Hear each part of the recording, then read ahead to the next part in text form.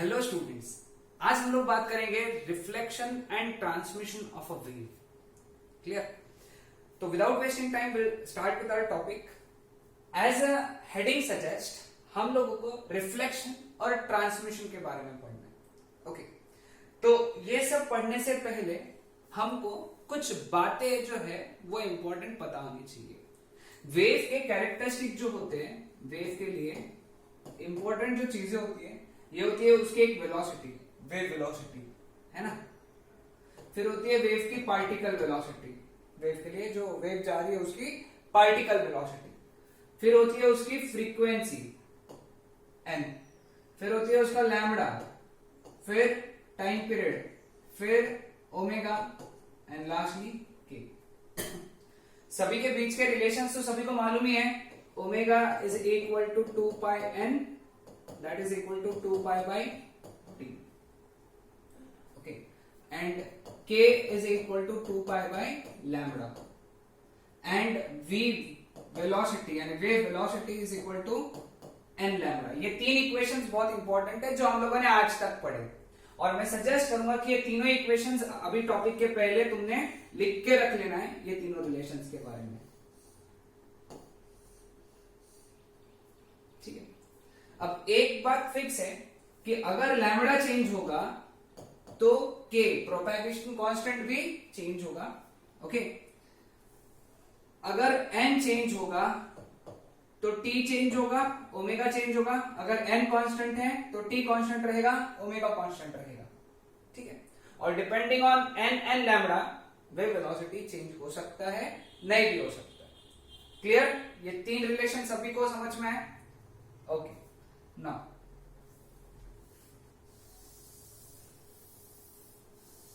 अब सबसे इंपॉर्टेंट दो बातें ड्यूरिंग, लिख के रख लो सभी ने, ड्यूरिंग रिफ्लेक्शन। ओके, ये याद ही रखना है आप लोगों को, इसलिए मैंने पहले कहा कि नोट डाउन करके रख लो। सबसे पहला चीज, रिफ्लेक्शन में जो वेव वेलोसिटी है वो रिवर्स हो जाती है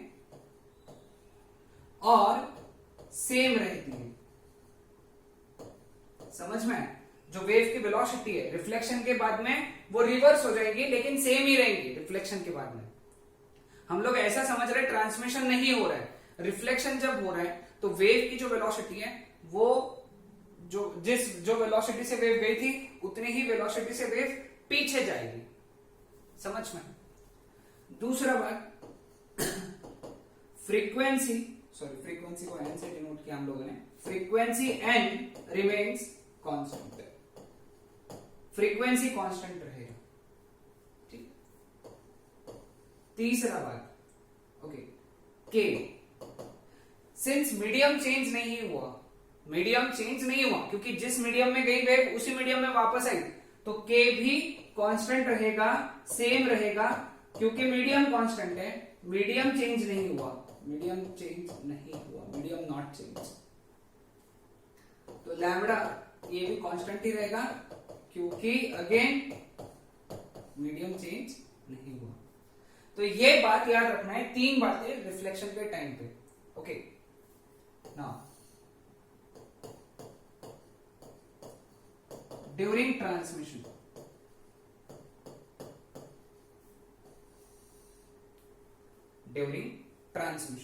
ओके, ट्रांसमिशन के टाइम पे जो वेव वेलोसिटी है वो सेम डायरेक्शन में रहेगी और चेंज होगी।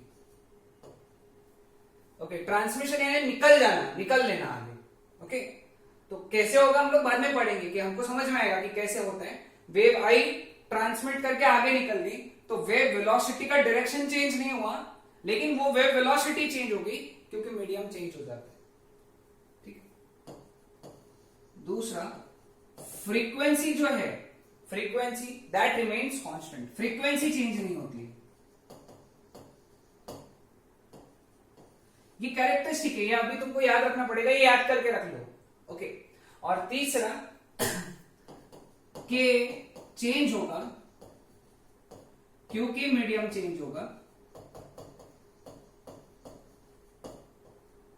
और लैम्बडा भी चेंज होगा क्योंकि मीडियम चेंज हुआ। समझ में आया सबको? तो ये कंसेप्ट ध्यान में रखो। क्लियर? यहां तक अगर ध्यान में है तो अब बहुत आसान है।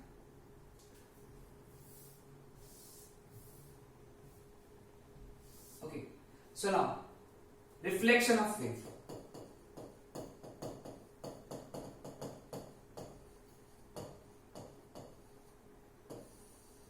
रिफ्लेक्शन ऑफ वेव के बारे में पढ़ना है अपने को। वेव का रिफ्लेक्शन कैसा होगा, ठीक है? अब ये सपोज वेव है जो जा रही है। ओके, रिफ्लेक्शन ऑफ वेव हमको दो केसेस में पढ़ना है। सबसे पहले पढ़ना है reflection of wave from fixed and, और दूसरा पढ़ना है from free and. Fixed end free and क्या होता है, जैसे हम लोग पढ़ेंगे मैं समझाऊंगा।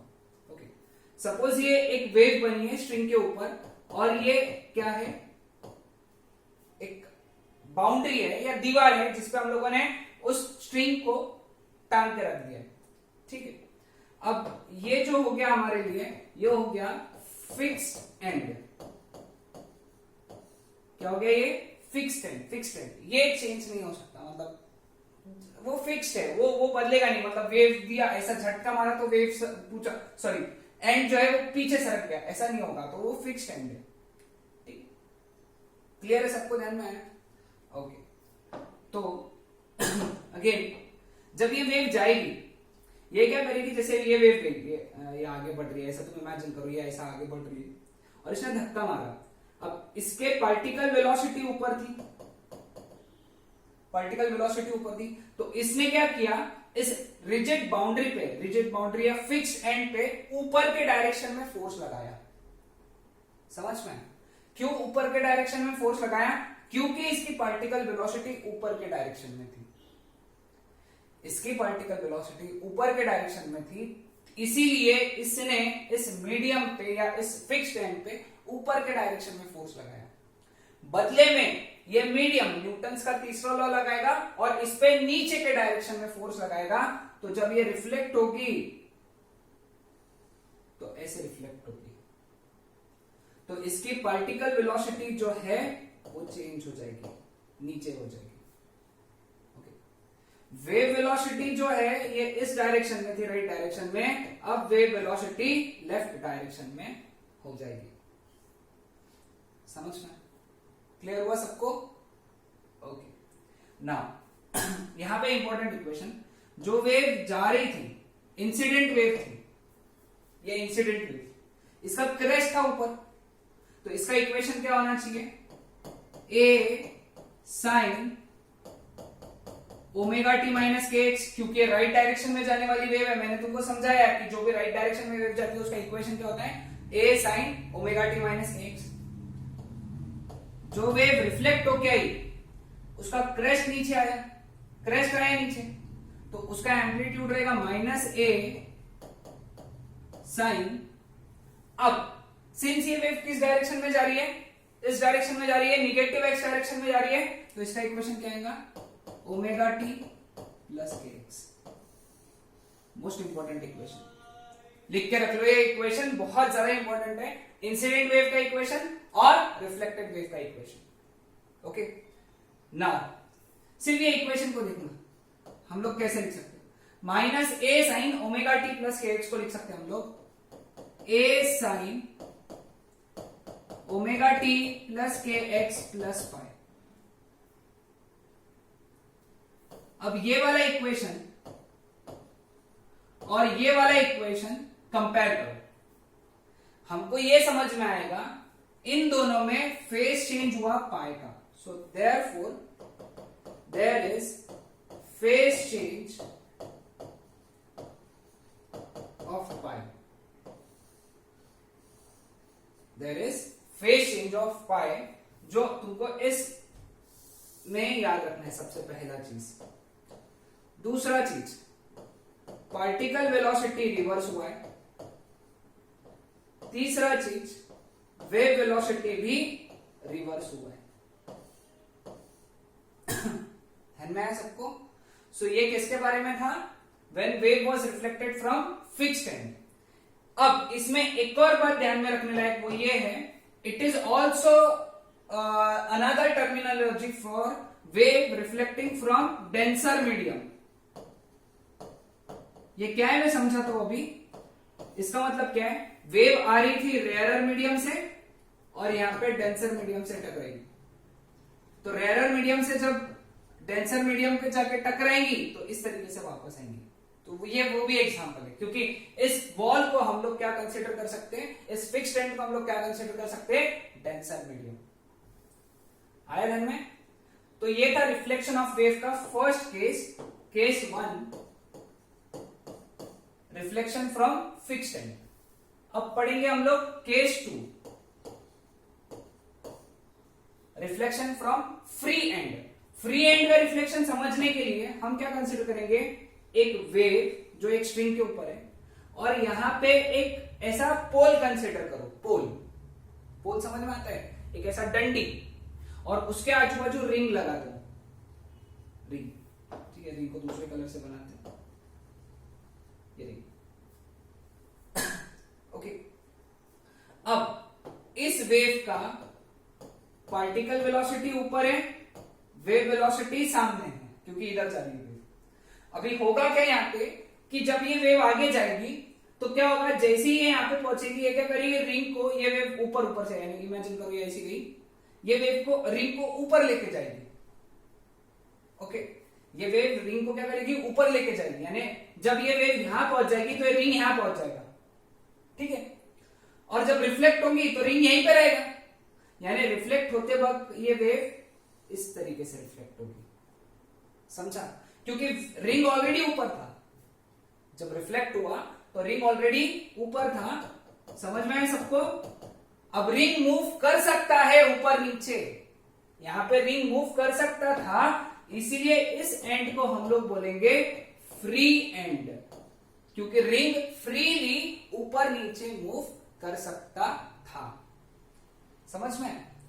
तो यहां पे हम लोग एक और चीज याद रखेंगे कि पार्टिकल वेलोसिटी ऊपर ही है अभी भी, लेकिन जो वेव वेलोसिटी है वो पीछे हो गई, वेव अब पीछे जा रही है। ओके, समझ में। अब जो वेव जा रही थी, इंसिडेंट वेव, उसका इक्वेशन लिखेंगे एज यूजुअल। सबसे पहले उसका इक्वेशन लिखना चाहिए अपन ने। इक्वेशन है, एम्पलीट्यूड लेटर से ए है, अब राइट साइड में जा रही है, मतलब पॉजिटिव एक्स डायरेक्शन में जा रही है, तो क्या इक्वेशन आएगा, साइन ओमेगा टी माइनस के एक्स। रिफ्लेक्टेड वेव का इक्वेशन, रिफ्लेक्टेड वेव भी उसी डायरेक्शन में पीछे गई तो ऊपर ही है पार्टिकल वेलोसिटी, इसीलिए ए ही लिखा जाएगा।